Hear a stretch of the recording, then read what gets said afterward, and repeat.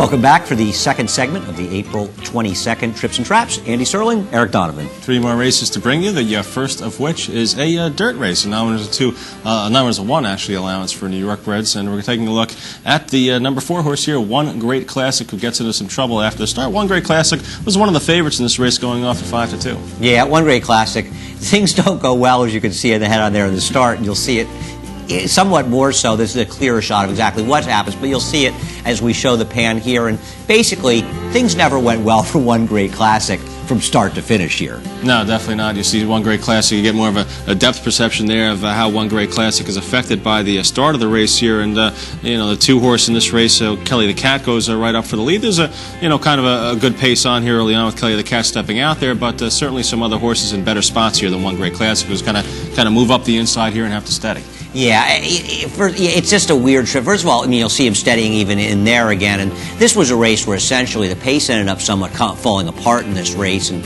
he had the trouble to start. And for a horse like One Great Classic, who has the speed to be in the game, when you get a start like that, it really just throws your entire game off, because you never get a chance, the horse, to get his rhythm. Now, I'm not sure how good One Great Classic is ultimately. I thought he was okay going into this race. As you can see, the rider's riding away on him on the inside here in the turn. The eventual winner is just on his flank, and I don't know. He's going to have this huge trouble trip line, because you'll see him get in trouble again. What do you do going forward with this horse? Yeah, it's a tough read there. It just seems like he had to be compromised in this race, I would think. Yeah, the pace scenario might have worked in his favor a little bit had he not rushed up there, but I don't know, he just has no finish in this spot. Kind of a tough read. I'm inclined to give him one more chance here. He's a lightly raised horse. He's only run a couple of times. This is kind of this kind of experience might be something new for him. I don't know. I guess you got to see in his next start how well he fits up against the field, what kind of price he is. I wouldn't want to take too short a price on him. Yeah, right. That's the thing is, I would just drop this race from his PPs and decide if you like him based on his prior effort. Mm-hmm. The problem is he's going to be overbet because he shows this enormous trip line, and that's a problem that you get into with horses with obvious trip trouble, and he certainly had a tough trip. But say to yourself the next time he runs, is he good enough? I think he got a 73 buyer when he broke his maiden time before that. I do think he has some ability, but I have a feeling he's going to be overbet the next time. Just judge for yourself the next time he shows up in the PPs. Yeah, Revealer was the heavy favorite in there, went off at just under 7-5 and did win by 3.5 lengths. But the second place finisher we saw a lot of over the winter, Knife and Fork, who's just not that good. So, even though One Great Classic had that trouble, still the fact that Knife and Fork was able to finish second in this race here, maybe this race isn't that good. Maybe you're right. I think that may be one of the keys to it, Knife and Fork clunking up for second in there. I'm probably against One Great Classic next time. Let's move on to our second race here. This is a Harmonic Man, a horse that we did on Thoroughbred Weekly, and you can keep an eye on the Thoroughbred Weekly shows that air on Monday and Tuesdays to take a look for some Trips and Traps horses. We do them pretty much every week. Here's Harmonic Man, who breaks from post 4 underneath Rudy Rodriguez and kind of settles into a decent spot early on. This horse is a big long shot in the race, going off at 73-1. Yeah, that's one of the reasons that we did, and we thought he was kind of a fun horse to do, and he's in those blue silks, the blue blinkers, and you'll see him moving up about 2 wide in the first turn. He was a real oddball horse that actually Eric discovered during we were watching the race, and he was 70-something to 1 in this race. He came from Mountaineer. This was the first time the horse ever ran the turf. The form at Mountaineer was just really, really weak. There was no reason to like this horse, not particularly turf breeding, and all in all, he actually ran pretty well in his turf debut and a lot better than he ever ran in the dirt. Moving up into a third position here on the inside now is Harmonic Man, and this horse had run once here in New York actually before. It actually ran into the Damon Runyon and was 50-1 behind Haynesfield and got beat a couple of poles in there. This seems like a more realistic spot for him. Kind of steadied in a little bit behind horses there, but still saving some ground. Really no trouble as of yet, but I think the trouble starts to come up more for Harmonic Man, kind of around the turn and into the stretch, definitely. Now, this is a horse that I think, you can kind of go either way with. You could say, well, this wasn't really too strong a field, although I think it was a decent field, and he's just kind of, sitting in the right spot most of the way and then gets into trouble late. Or you could say, this horse might have a little bit of a future here in New York at the big price that he was today. Certainly not going to be that kind of price next time out. You see him here being highlighted around the turn. He's going to get in some trouble, but, he might be a bet back here. He's not going to be 70-1, but he's not going to be under 15-1. He just doesn't have the kind of PPs that can make him get bet.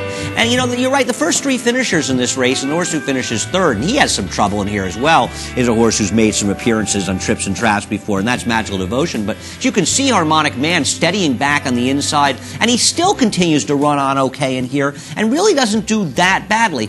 He's no superstar. He'll have to be in the right field as well. Maybe he's the kind of horse you're better off trying to sneak in the bottom of some tries using supers. Maybe second exacta, but you know what? Take a look at Harmonic Man, because the thing that's interesting about him is he dramatically outran his odds, a horse that could have been, 30 lengths behind in a race like this. Clearly better on the turf than he is in the dirt. So we'll keep an eye out for Harmonic Man, and one other horse that I'm sure we'll be seeing more of, and probably in some more prominent spots down the road, is the one Persistently, who we're showing from the third race on April 19th. This is Persistently's first start since last year, and just to give you a little refresher on Persistently, greatest stakes place last year as a 2-year-old, and then Frazette ran 5th behind Stardom Bound in the Breeders' Cup Juvenile Fillies. Right, and she's, of course, in those Phipps Silks, and she's going to be dropping back to last, and she has no speed, and I've been a fan of Persistently. And listen, the first thing is, this race, she had no chance in this race the way it was run. This pace was one of the slowest crawl fests you'll ever see in a race around here. And the horse who ends up winning is the 3 who's on the lead now. Now, she actually allows the 2 Perfect Bluff to come inside of her and take over in the front end, but they end up finishing 1-2. Now, the 4 and 5 are overmatched here. Persistently may or may not be the best horse in the field, because Southern Charmer, who wins this race, has some talent of her own. Dynamics are in her favor. Dynamics are way against Persistently, who we're going to see very shortly making the 5-wide brush. Yeah, Persistently had made some closing bids in her 2-year-old season, but hadn't been 6.5, hadn't been shorter than 7 since her career debut on July 27th, which she lost. So she's coming back at a distance shorter than she's used to. You see her getting on the screen here, trying to make this 5-wide move, but you got to think the 2 and the 3 have tons of horse left here from the slow pace, and then we're going to lose Persistently from the picture shortly here on the far outside. But certainly the pace, 24, 47, and 3. This is a 6.5 furlong race, not a mile race. Right. This is ridiculous. Now, she still actually ran okay, all things considered here, Persistently.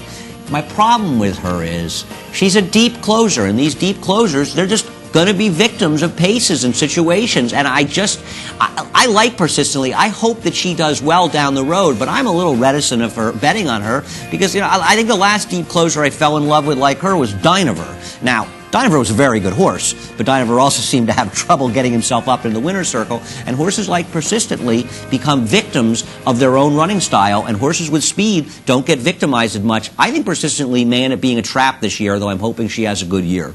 Yeah, I think it's going to be key to see what other kind of horses she's running against there. Certainly we've seen, especially in the Cumley here a couple of weeks ago, we saw a good pace in that 3-year-old filly race. So if she meets some of those horses up in the future, perhaps she gets moved up a little bit with some speed in front of her. But if there's no speed in front of her, boy, you've got to be very weary of her closing late. No question. She'll probably end up in the race like the Acorn. She's a talented horse, but you're right. We need to have some speed, and there are a lot of good 3-year-old fillies this year. We have good 3-year-old colts.